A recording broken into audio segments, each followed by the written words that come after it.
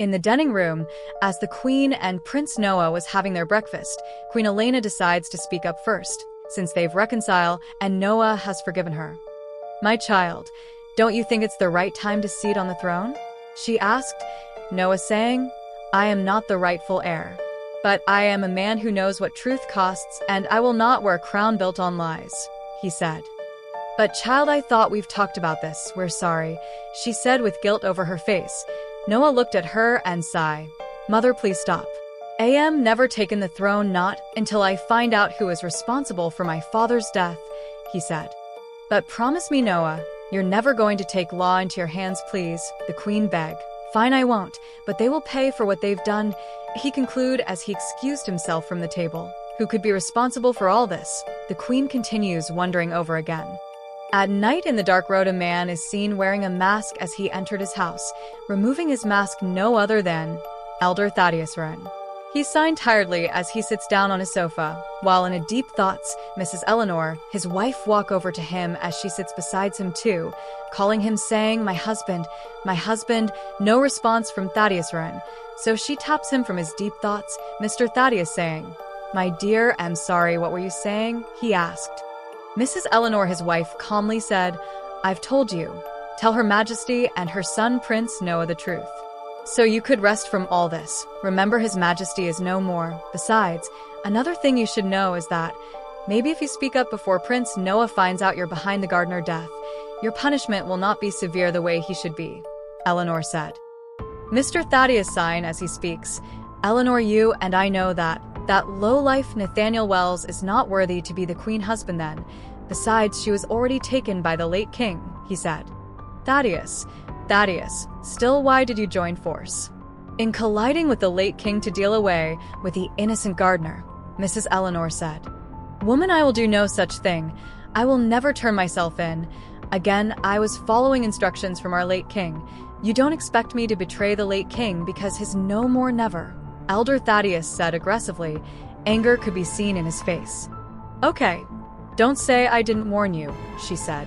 "Also," she continued, "I heard the prince is back," she said. "Yes, is back," Elder Thaddeus said, with firm look on his face. Next morning, the prince decides to hold a general meeting including all the people. Prince Noah is seen standing in front of everyone, saying, "My people, I greet you all. I know that I've been away for some time, but I promise you all that I'm back now, and will likely to announce to you all that there will be a research on who's responsible for the gardener's death that took place 10 years ago," Prince Noah said loudly through the microphone. The Queen standing beside the prince with a smile on her face, as she watches her son, makes the announcement. Elder Thaddeus smirked heavily as he said to himself, "Let's see how you will be able to catch up with me," he said to himself. Prince Noah smiled and dismissed the morning crowd. In Elder Thaddeus' compound scene is Mrs. Eleanor moving about with worries on her face. "No, Eleanor, you've to tell the Queen. You've to," she said assuredly to herself, as she hurriedly to the palace.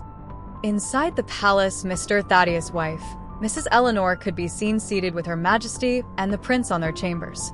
Mrs. Eleanor bowed before the Queen and before further speaking. "Eleanor, what brings you here to the palace? You know it has been long you visited." The Queen asked. "Her Majesty, I have something important to say to you and your son, Prince Noah," she said, fear visible on her face, her body shaking. "Okay, you can speak," the prince said, focusing on her. "The truth is that I know who is responsible for the death of the late gardener, Nathaniel Wells," she said. "What?" Prince Noah said as he stood up immediately. "Speak up now, and I promise you will be spared," he said. Her Majesty surprised as she said, "You mean to tell me you knew all this while and never say a word?" she asked. "I am sorry, my queen," she bowed her head as she fall down to her knees. "Please, Your Majesty, the king closed the case and I was scared at that time, but I will tell you everything I know about the case now," she said, crying. "Speak up, woman," the prince yelled angrily. "Before I force the words out from your mouths, she started stammering. "Speak up," the Queen yelled heavily with anger. "The one responsible for the late gardener death is my husband, Thaddeus. I'm so sorry, Your Majesty," she said as she cries. "What?" The Queen stands up. "Your husband?" The queen asked, surprised. "Yes, your majesty. He is at home at the moment," Eleanor said. "Guards," the prince called. Immediately, 2 guards bowed before him as he said, "Go now, and bring Thaddeus here right now." He yelled, "Yes, my prince," they said as they run off immediately to Mr. Thaddeus' compound.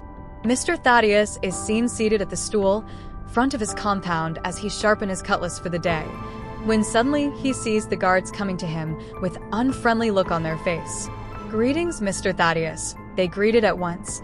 "Yes, how may I help you?" Mr. Thaddeus asked, as he stands properly at Hoppets. "It's not what I'm thinking that my wife have said something to the queen and her son. That's why these guards are here." So he thought to himself, "You're summoned by the queen to the palace right now." They stated, "What for?" Mr. Thaddeus further asked. The guards holds his hand saying, "When you get to the palace, you will know." They drag him with them. 5 minutes later, they got to the palace. Immediately, Mr. Thaddeus was pushed to the floor and soon, he saw his wife crying. "So you're behind all of this, Eleanor. You will pay dearly for this," he said angrily. "My queen, what is the meaning of all this embarrassment?" Mr. Thaddeus said, "You little brat, I thought you're a better man. How could you take someone else's life and feel comfortable with it?" The queen yelled heavily. Mr. Thaddeus laughs like the fool he is as he speaks. "You're lucky I killed him myself. You should thank me because I made life easier for him," he said foolishly. Prince Noah angrily stood up and gives him heavy punch, saying, "You bastard, you are going to pay for this." The queen continues crying. "Who asked you to get him killed? You murdered who?" The queen demands. "It's the late king, okay? Besides, you belong to him, and the lowlife was just an obstacle to you," he said, not remorseful. "What?" the queen said, shocked. "Take him away," the prince ordered as Mr. Thaddeus was dragged by the guards to the dungeon. 3 weeks later, after the announcement of who is responsible for the late gardener death, Nathaniel Wells, it is now time for Mr. Thaddeus to pay for his crimes. Seen all the villagers at the square standing with hatred towards Thaddeus on their faces visible. Mr. Thaddeus is seen tied on the tree with blood all over his body from the beating he has received already from the villagers. Amidst the crowd is Eleanor weeping bittering. Chief priest seen holding his staff tightly as he speaks. "My people today, as we all know, were gathered here to do the needful." "Yes, evil man," Gloria, one of the villagers, said. "You must kill him," another said, and so the crowd began asking for justice, and murmuring started. "Enough, my people," the priest said. "This is not the right time to argue. It is time, my people." "Stone him to death," he said, and soon the villagers began to stone him until Thaddeus gave up the ghost, leaving his body for the vulture to feast on. 1 month later, on the coronation day, the prince is seen standing before everybody, as he was now crowned the king after so many pleading from the queen. Everybody jubilating, rejoicing once more, smile on everyone's face. At last, Emily said, smiling as she watches the villagers jubilating. Prince Noah, smiling at her mother as she muttered, "Thank you, son." And for the first time, Prince Noah gained his freedom of truth, sacrifice, and a crown. He was still the late king's son, no matter what, and the villagers supports him to be the king. Thanks for watching. If this is your first time in coming across my story, please hit the subscribe button to get notified on my next video. Crown of Lies.